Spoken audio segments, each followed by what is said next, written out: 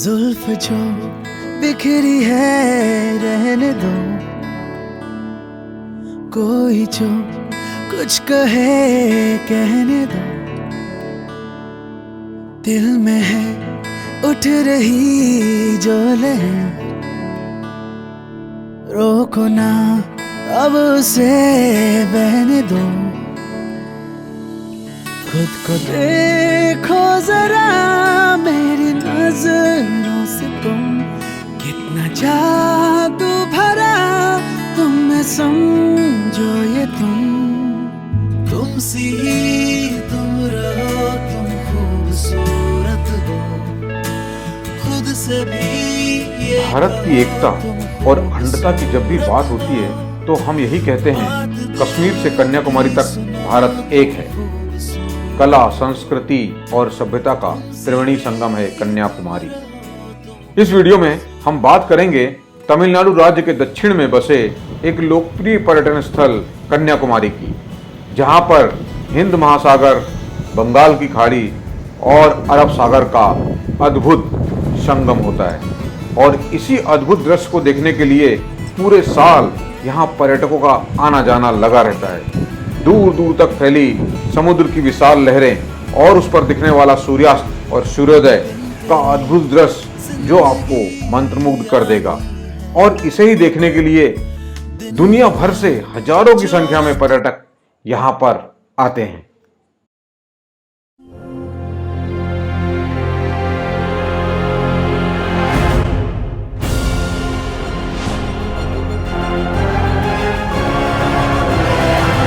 नमस्कार दोस्तों, स्वागत है एक बार फिर आपके अपने YouTube चैनल ट्रैवल डिलाइट्स में। इस वक्त मैं हूं कन्याकुमारी में।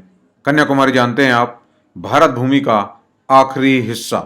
तो आप समझ गए होंगे कि हमारा यह वीडियो तमिलनाडु राज्य के एक बहुत ही खूबसूरत और प्रसिद्ध पर्यटन स्थल कन्याकुमारी के बारे में है। यदि आप कन्याकुमारी जाना चाहते हैं तो आप बिल्कुल ही सही वीडियो इस वक्त देख रहे हैं, क्योंकि इस वीडियो में आपको वह सारी जानकारी मिलेगी जो आपको घूमने के लिए मददगार साबित होगी और आप कन्याकुमारी का ट्रिप आसानी से प्लान कर सकते हैं। तो चलिए मेरे साथ करते हैं कन्याकुमारी की सैर और जानते हैं तमिलनाडु राज्य के दक्षिण में स्थित इस खूबसूरत पर्यटन स्थल के बारे में।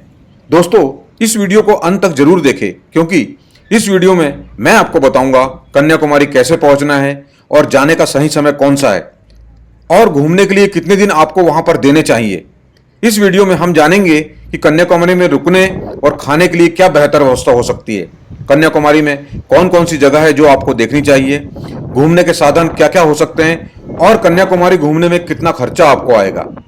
अगर आप मेरे चैनल पर नए हैं तो मेरे चैनल को सब्सक्राइब करें और बेल आइकन जरूर से जरूर दबा दें, ताकि मेरे आने वाले ऐसे ही खूबसूरत वीडियो आप तक सबसे पहले पहुंच सके। तो चलो दोस्तों, शुरुआत करते हैं। सबसे पहले हम यह जान लेते हैं कि कन्याकुमारी पहुंचना कैसे। तो दोस्तों, उसके लिए हमारे पास 3 माध्यम है। पहला है रेल मार्ग। कन्याकुमारी खुद का अपना एक रेलवे स्टेशन है, जहां पर चेन्नई सहित भारत के लगभग सभी प्रमुख शहरों से नियमित रूप से ट्रेन का आवागमन होते रहता है। यदि आपके शहर से डायरेक्ट ट्रेन नहीं है तो आप अपने शहर से त्रिवेंद्रम रेलवे स्टेशन आ जाए और वहां से कन्याकुमारी। दूसरा सबसे सरल माध्यम है हवाई मार्ग। सबसे नजदीक का एयरपोर्ट है त्रिवेंद्रम एयरपोर्ट, जो 93 किलोमीटर की दूरी पर, जहां से आप ट्रेन द्वारा, बस द्वारा या प्राइवेट टैक्सी से कन्याकुमारी आसानी से पहुंच सकते हैं। तीसरा माध्यम है सड़क मार्ग। कन्याकुमारी सड़क मार्ग से भी सभी बड़े शहरों से जुड़ा हुआ है और रोड कनेक्टिविटी काफी अच्छी है दोस्तों। और यहां आने के लिए मदुरई, चेन्नई, त्रिवेंद्रम से नियमित रूप से बसें चलते रहती है। आप प्राइवेट टैक्सी से भी यहां आ सकते हैं। तो चलिए, अब हम पहुंच चुके हैं कन्याकुमारी में। अब बात आती है यहां रुकने की।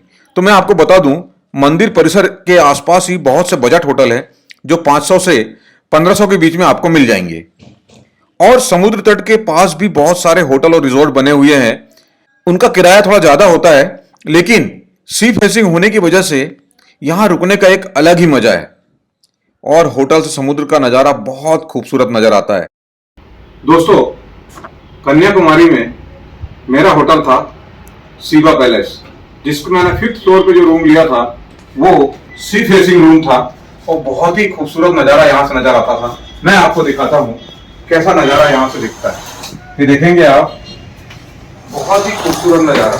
मेरा आप लोगों के लिए भी सजेशन है कि जब भी आप कन्याकुमारी आए तो कोशिश करें कि सी के आसपास ही आप रूम ले, ताकि आपको नज़ारा जो देखने को मिलेगा वो बहुत ही खूबसूरत रहेगा। देखिए सामने दिख रहा है आपको विवेकानंद रॉक मेमोरियल। एक जरूरी बात मैं आपको बता दूं कि यहाँ पर कुछ होटल ऐसे हैं जिसमें चेक इन और चेकआउट टाइम जो है फिक्स होता है, लेकिन कुछ होटल ऐसे भी हैं जहां पर आपको 24 आवर्स के लिए रूम मिलेगा।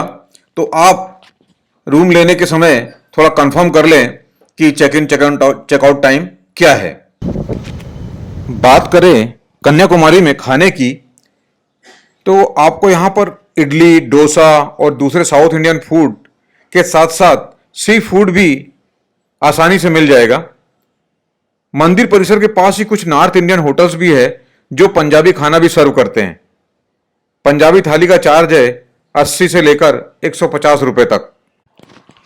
कन्याकुमारी घूमने का सही समय, वैसे तो पूरे साल आप कन्याकुमारी घूम सकते हैं, लेकिन मेरा सजेशन है आप गर्मी में और मानसून में यहाँ आना अवॉइड करें, क्योंकि दक्षिण भारत में गर्मी काफ़ी ज़्यादा होती है और ह्यूमिडिटी भी बहुत ज़्यादा होती है। इसलिए बेस्ट सीजन मेरे हिसाब से तो आप अक्टूबर से लेकर मार्च तक यहाँ आ सकते हैं। कन्याकुमारी घूमने के लिए आपको 2 दिन और 1 नाइट का प्लान जरूर करना चाहिए, ताकि आप कन्याकुमारी में और कन्याकुमारी के आसपास जो दर्शनीय स्थल है उन्हें देख सकें। आप कन्याकुमारी में हैं तो आइए देखते हैं कन्याकुमारी के प्रसिद्ध टूरिस्ट प्लेस। विश्व प्रसिद्ध पर्यटन स्थल है विवेकानंद रॉक मेमोरियल, जो कन्याकुमारी में समुद्र के बीच में स्थित है और समुद्र तट से करीब 500 मीटर अंदर 2 चट्टानों में से एक पर निर्मित किया गया है। कहा जाता है सन 1892 में स्वामी विवेकानंद कन्याकुमारी आए थे और एक दिन तैरकर इस विशाल शिला पर पहुंच गए थे और इस निर्जन स्थान पर मेडिटेशन किया उन्होंने 3 दिन तक, और यहीं पर उन्हें जीवन का लक्ष्य और लक्ष्य प्राप्ति हेतु मार्गदर्शन प्राप्त हुआ। यहाँ बहुत ही सुंदर मंदिर के रूप में विवेकानंद का स्मारक बनाया गया है। नीले और लाल ग्रेनाइट के पत्थर से निर्मित स्मारक पर 70 फीट ऊंचा गुंबद है। भवन के अंदर 4 फीट ऊंचे प्लेटफॉर्म पर स्वामी विवेकानंद की मनमोहक मूर्ति है, जो कांसे की बनी हुई है, जिसकी ऊंचाई करीब 8.5 फीट है। समुद्र के बीच में होने की वजह से यहां जाने के लिए फेरी सर्विस, यानी एक बड़ी नाव जो चलती है, उससे आपको कन्याकुमारी बीच से आपको मिलेगी, उससे आपको यहां जाना होगा, जिसके लिए आपको आने और जाने का 75 रुपए देने पड़ते हैं। कन्याकुमारी आने वाले लोग सबसे पहले इस टूरिस्ट प्लेस में ही आते हैं। यहाँ पर एक मेडिटेशन हॉल भी है और सामने जो मंडपम आप देख रहे हैं उसमें कन्याकुमारी माता के चरण पादुका अंकित है, तो इसकी भी मुलाकात आप अवश्य लें। यहीं पे त्रिवेणी संगम यानी तीनों समुद्र, हिंद महासागर, बंगाल की खाड़ी और अरब सागर का मिलन स्थल का दृश्य बहुत खूबसूरत नजर आता है। विवेकानंद रॉक मेमोरियल के बाजू में ही दूसरी चट्टान जो है उस पर बना हुआ है 133 फीट ऊंचा थिरुवल्लुवर का स्टेचू, जो एक प्रसिद्ध संत और तमिल कवि है। फेरी से यहां भी ले जाया जाता था पहले, लेकिन अभी यहां पर ग्लास ब्रिज का काम चल रहा है, इसलिए यहां पर जाना प्रतिबंधित है। लेकिन उसका आप विवेकानंद रॉक मेमोरियल से आप उसका खूबसूरत दृश्य देख सकते हैं। यहां सुकून से बैठकर कुछ समय बिताए, आपको असीम शांति का अनुभव होगा।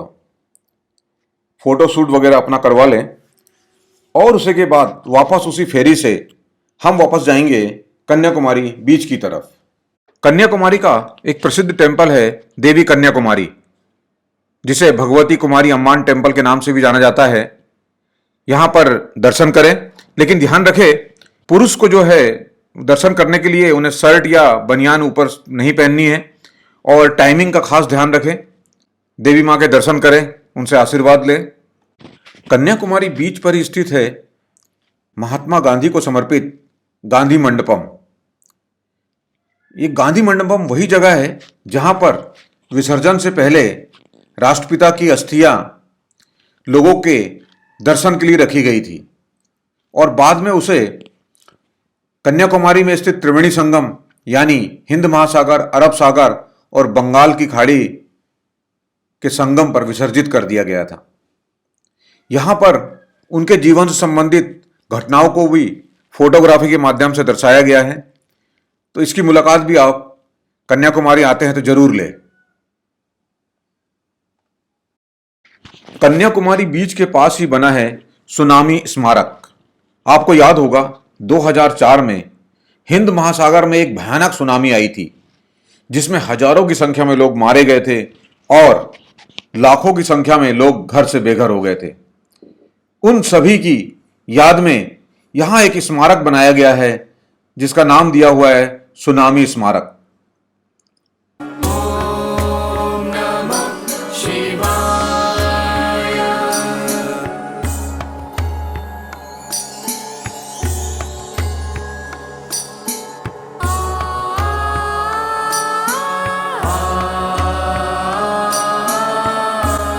स्मारक में बने ये दो हाथ, जिसमें से एक हाथ समुद्र की लहरों को रोकने की कोशिश कर रहा है और दूसरा हाथ जो है उम्मीद का दिया जलाए हुए हैं। कन्याकुमारी बीच पर ही समुद्र के बीच एक व्यू टावर बनाया गया है, जो काफी ऊंचाई पर है और वहां से सारे कन्याकुमारी का खूबसूरत नजारा आप देख सकते हैं। और खास तौर से सूर्यास्त और सूर्योदय आपको देखना है तो व्यू टावर के ऊपर जाइए और वहां से देखिए, बहुत ही खूबसूरत नज़ारा आप सूर्योदय और सूर्यास्त का देख सकते हैं। लेकिन याद रहे, व्यू टावर जाने के लिए आपको 15 रुपये चार्ज देने होंगे और इसका टाइमिंग जो है सुबह 5 से शाम के 7 बजे तक ही रहता है। व्यू टावर के पास ही स्वामी विवेकानंद के जीवन पर आधारित एक स्थायी प्रदर्शनी एक हॉल में लगी हुई है, जिसमें उनके जीवन की महत्वपूर्ण घटनाओं को चित्रों के माध्यम से वर्णित किया गया है। बहुत खूबसूरत प्रदर्शनी है। इसे आप कन्याकुमारी जाते हैं तो अवश्य देखिए।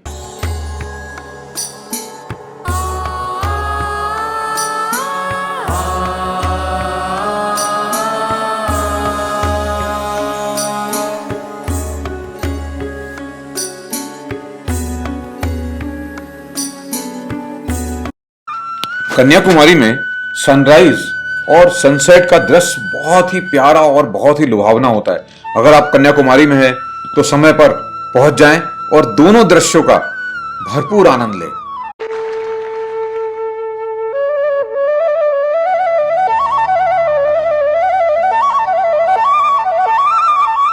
कन्याकुमारी में एक लाइट हाउस बना है, जिसमें ऊपर जाने के लिए लिफ्ट की सुविधा है। मात्र 10 रुपए देके आप ऊपर जा सकते हैं, लेकिन ऊपर से दृश्य बहुत ही खूबसूरत नजर आता है। वो सामने देखिए, आप विवेकानंद रॉक मेमोरियल नजर आ रहा है और पूरा कन्याकुमारी का दृश्य जो दिखता है ऊपर से, बहुत खूबसूरत दिखता है। तो अगर आपके पास समय है तो इसकी मुलाकात भी आप जरूर लें।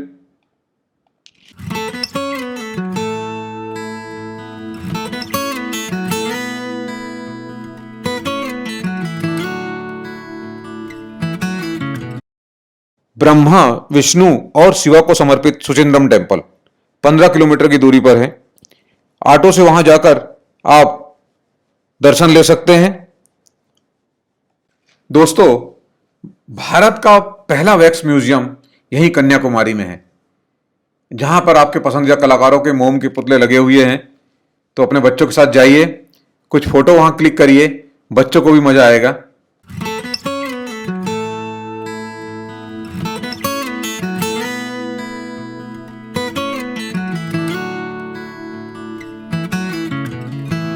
कन्याकुमारी से आप क्या खरीद सकते हैं? यहाँ पर आपको अलग अलग डिज़ाइन के बहुत सुंदर सुंदर शंख आपको मिलेंगे और हाथ से बनी हुई घर सजावट की वस्तुएं भी आप यहाँ से ले सकते हैं, जो आपको कन्याकुमारी की याद दिलाती रहेगी हमेशा। दोस्तों, यदि कन्याकुमारी में खर्चे की बात करें 2 दिन 1 नाइट का, तो करीब टोटल 2000 से 2500 के बीच में हो जाएगा, जिसमें आपका खाना आ जाएगा, होटल का रुकने का खर्चा है और घूमने के लिए ऑटो वगैरह यदि आप लेते हैं तो उसका खर्चा शामिल है। लेकिन आपके शहर से कन्याकुमारी तक आने का जो खर्चा है वो मैंने इसमें जोड़ा नहीं है। दोस्तों, इस वीडियो में मैंने आपको कन्याकुमारी संबंधित सारे टूरिस्ट प्लेस और कैसे घूमना है, कितना खर्चा है, वो सारी चीज़ें आपको बताई है। अगर आप मेरे चैनल पर नए हैं या आपने अभी तक मेरे चैनल को सब्सक्राइब नहीं किया है तो प्लीज़ चैनल को सब्सक्राइब करें और ऐसे ही नए वीडियो मैं आपके लिए लाता रहूँगा। जल्दी ही मिलते हैं दूसरे नए वीडियो में। तब तक अपना और अपने परिजनों का ध्यान रखें। जय हिंद, जय भारत।